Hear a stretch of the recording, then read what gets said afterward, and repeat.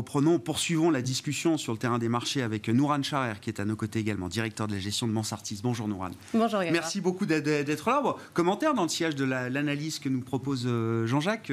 Effectivement, moi j'aime bien l'idée. Ces situations de marché un peu entre deux peuvent durer.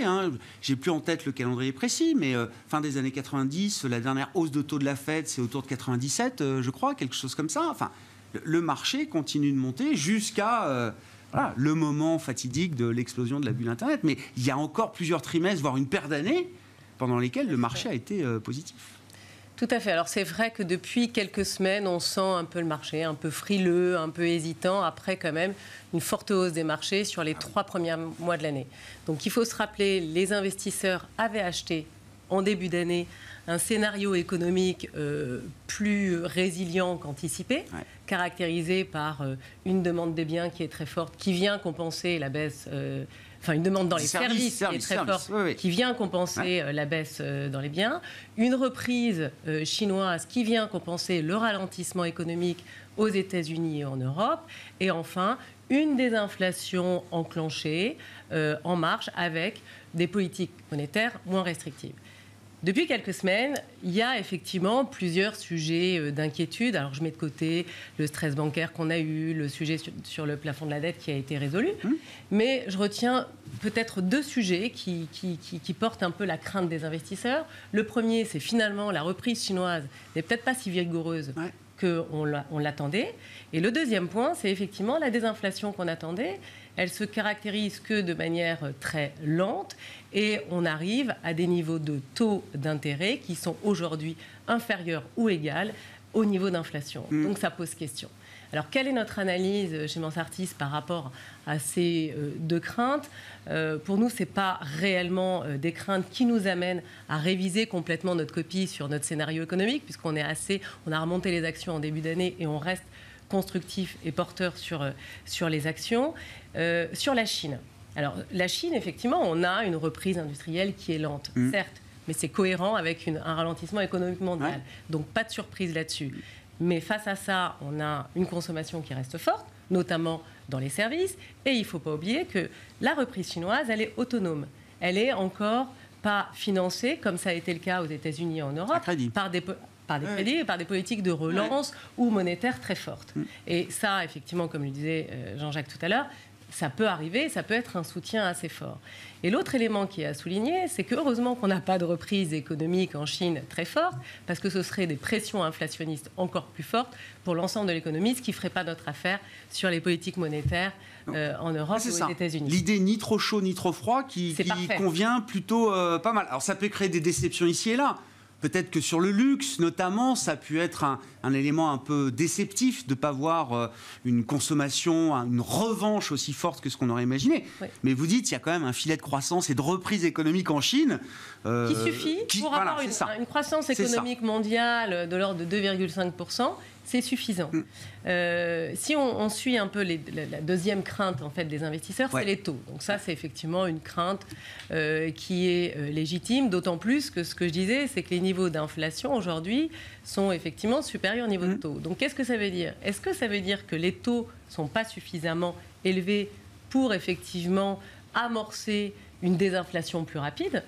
Alors nous, on ne pense pas. Pourquoi ? Parce que ces niveaux de taux sont sans compter l'impact direct du quantitative tightening. Bien sûr. Donc du QT, qui équivaut finalement à 30 à 90 points de base de hausse des taux. Et c'est sans compter non plus l'impact du credit crunch ou du ralentissement du crédit qu'on a eu lié en fait au stress bancaire, qui effectivement met des niveaux de taux pas facialement plus élevés, mais qui restreignent en fait le crédit et qui ralentissent. La chaîne de crédit se durcit. Tout à fait. Donc finalement, ces niveaux de taux sont, il nous semble, cohérents aujourd'hui pour faire face à l'inflation, qui est en train d'ailleurs on considère que la désinflation et la baisse de l'inflation, notamment corps, a été assez lente, très très lente sur la première partie de l'année. Nous, on considère que ça va s'accélérer. Pourquoi ? Parce qu'en fait, on voit toutes les dominantes, tous les indicateurs sous-jacents, notamment le loyer, l'immobilier aux États-Unis, qui commence réellement à baisser. Donc là, on va avoir les impacts dans les niveaux d'inflation. Et en Europe, on l'a vu, on a commencé à le voir récemment avec les chiffres d'inflation en zone euro, mais les effets de diffusion de la baisse des prix de l'énergie commencent à se faire ressentir. Donc on est dans un environnement qui, pour nous, est plutôt propice. Qui reste favorable. Oui, d'autant plus que finalement, on se plaint de cette désinflation qui met un peu de temps, mais il ne faut pas oublier que la désinflation, ce n'est pas bon pour les entreprises. Oui. Et que des niveaux d'inflation trop faibles, ce n'est pas bon.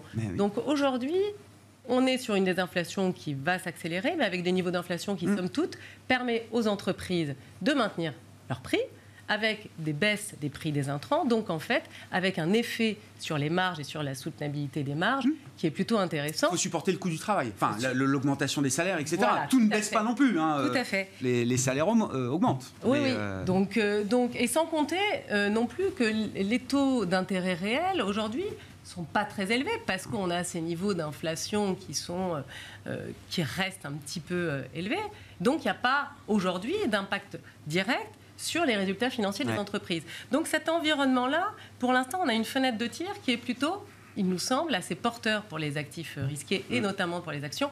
Ce sera peut-être une autre question pour 2024. Comment ? Oui, non, bon, chaque séquence et chaque jour suffit sa peine. Il y aura d'autres séquences de marché, évidemment, mais dans cette séquence-là, comment vous regardez les moteurs du marché action ? Alors c'est vrai qu'il y a eu ces deux gros moteurs qu'on met d'ailleurs en équivalence.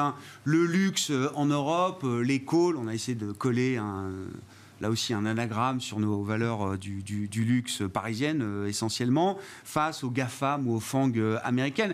On met ces deux groupes souvent en équivalence, avec un statut boursier un peu équivalent chez les investisseurs.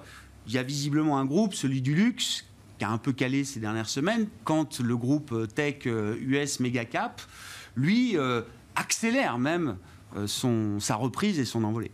Oui, alors c'est vrai qu'il y a deux thématiques qui portent les marchés depuis le début de l'année. Il n'y a pas que le luxe, il y a la réouverture de la Chine au sens large, même si effectivement c'est à peu près, depuis quelques jours, c'est un peu plus stable, mais le tourisme, le voyage et le luxe, effectivement, on a des valeurs qui progressent entre 30 et 40% depuis le début de l'année. Sur le luxe, ce n'est pas que lié à la réouverture de la Chine, c'est beaucoup plus ancien et c'est complètement lié en fait à la croissance exceptionnelle et phénoménale des ventes à des niveaux historiquement élevés depuis 2019.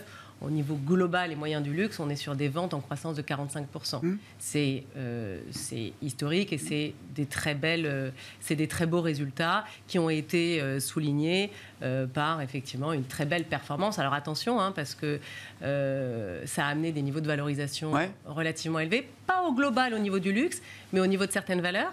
On peut citer Hermès, quelles que soient les métriques qu'on prend, par rapport au chiffre d'affaires, par rapport aux marges, par rapport aux comparables ou par rapport aux historiques, on est sur des primes de valorisation historiquement élevées.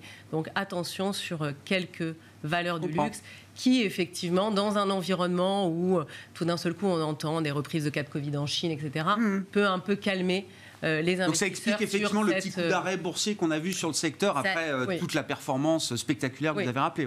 Alors après, il y a la deuxième thématique qui est l'IA. On s'encombre assez peu de la question de la valorisation, justement, sur cette thématique de l'IA, contrairement au luxe. Voilà, contrairement au luxe. Le luxe est là pour souligner des résultats concrets passés, enfin, sur les dernières années. Pour l'instant, l'IA, on est beaucoup dans l'enthousiasme et dans le prévisionnel. Alors, honnêtement, c'est toujours très compliqué pour les économistes, pour les analystes, pour les stratégistes, quand on est face en fait à des avancées technologiques majeures. On l'a vu avec l'automatisation, la digitalisation, les RPA, etc. C'est très dur d'analyser les impacts, que ce soit sur l'économie ou sur les modèles économiques. Donc, quelles sont les forces, quelles sont les faiblesses, quelles sont les menaces, quelles sont les opportunités ? Ça a toujours été très compliqué. Mais le marché, pour lui, c'est pas compliqué parce qu'il a été discriminant très vite. Donc, il y a les gagnants et il y a les perdants. Donc, les gagnants les premiers gagnants qu'on voit, Jean-Jacques en a parlé, mais c'est effectivement le secteur des semi-conducteurs, avec Nvidia ou Marvell Technologies. Nvidia, quand même, a plus 165% depuis le début de l'année. Marvell Technologies a plus 65%. C'est pas sans nous déplaire parce que c'est deux valeurs qui constituent des positions importantes dans le fonds Mansartis Amérique ISR. En Europe, on est toujours plus mesuré, donc les semis, c'est plus 30. Mais ça a été vraiment porté par, effectivement, cette médiatisation. Oui, ça paraît très légitime. légitime. Le côté développement. hard-tech, infrastructure, nécessaire à toute forme de développement de l'IA générative, quels que soient les usages et les formes que ça prendra. Tout à fait, parce que ça va accompagner et ça va améliorer les capacités productives de l'IA. Donc le marché ne se trompe pas quand il fait ce choix-là très vite, très fort, d'une certaine manière. Alors après, il y a des questions de valorisation sur lesquelles je ne rentrerai pas parce qu'en fait, elles ne veulent plus rien dire à ce niveau-là. Quand on regarde les valorisations de certaines valeurs aux États-Unis, notamment Nvidia, c'est vrai qu'en fait, on n'a plus de rationnel. Mais c'est vrai que vous l'avez dit, il y a les infrastructures aussi avec les data centers dédiés. Là, on voit bien, on a Amazon, on a Google, on a Microsoft qui effectivement progressent très bien depuis le début de l'année. On a aussi les utilisateurs de l'IA. Donc eux, on va voir effectivement une amélioration de la productivité, de l'efficacité, grâce en fait à une intégration croissante de l'IA générative. Et puis il y a les perdants. Donc les perdants, les investisseurs considèrent à juste titre que ce sont les services aux entreprises à faible valeur ajoutée. Il y en a qui sont à forte valeur ajoutée, on le voit avec Dassault Systèmes qui en a un peu profité. Et puis, à contrario, on a certains secteurs, on a l'externalisation du service client avec Téléperformance ou alors Chegg sur l'éducation aux États-Unis, par exemple, qui effectivement, là, les investisseurs considèrent qu'on est vraiment face à une disruption très forte des modèles économique. Alors attention, il faut toujours prendre un peu de recul et il y a une loi que j'aime bien citer qui s'appelle la loi d'Amara, qui est très très ancienne, qui a été reprise par beaucoup de CEO de la tech américaine, qui souligne le fait qu'on a tendance toujours à surestimer les impacts court terme de tout développement technologique et de toute avancée technologique, et à contrario, on a tendance à sous-estimer les impacts long terme. Donc attention, le marché va très vite, il faut prendre un peu de recul et vraiment bien analyser les impacts directs, indirects sur certains secteurs et sur l'économie aussi quand même en général. Et du coup, Nvidia et Marvell Technologies sont toujours dans le fonds Mansartis America Oui, bien sûr. Au même titre, Mansartis America SR, au même titre que Microsoft, Google. D'accord. Donc il y a eu des allègements. Pour l'instant. Il y a eu des allègements qui ont été bien évidemment opérés après des entrées qui ont été très pertinentes dans le fonds. Donc c'est vrai qu'on voit. Mais c'est des lignes que vous avez toujours. Bien évidemment. Oui. Non, mais je sais pas, Cathy Wood a coupé tout Nvidia fin janvier. Donc, oui, tout à fait. Alors nous, on les avait renforcés presque. Donc, vous avez racheté à Cathy Wood sur Nvidia. Voilà. Bon, merci beaucoup Noran. Merci d'avoir été avec nous en plateau. Directeur de la gestion de Mansartis et Jean-Jacques Ouana qui était à nos côtés également pendant cette demi-heure d'émission et d'édition. Voilà pour Smart Bourse à la mi-journée. On se retrouve à 17h en direct sur Bismart.